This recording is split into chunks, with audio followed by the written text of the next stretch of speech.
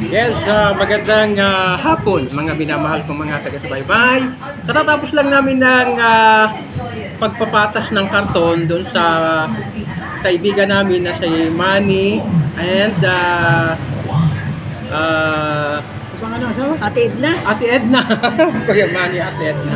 Gutom, nakalimutan. Mahina na yung memory ko, nawawala ako sa yung memory. Gutom Mahina na lang yan.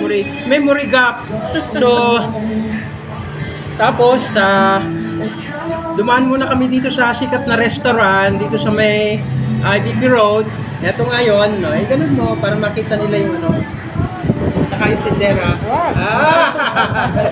Ayaw niya. Ayaw niya.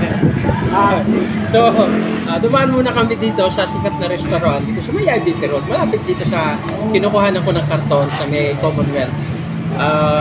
So, eto, naglugaw muna kami para yung tanghalian pinagsama na at saka yung hapuna, yung merienda pinagsama na. So pagkatapos makapaglugaw kami rito, nakain muna.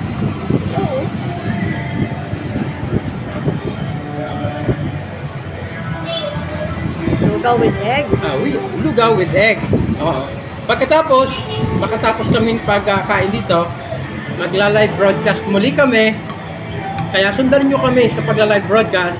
At meron akong ihahandog na isang magandang awitin na ang pamagat, ang Dalagang Pilipina. Yun ang pamagat ng kanta ko mamaya. Napakaganda ng kantang yun. Ang Dalagang Pilipina.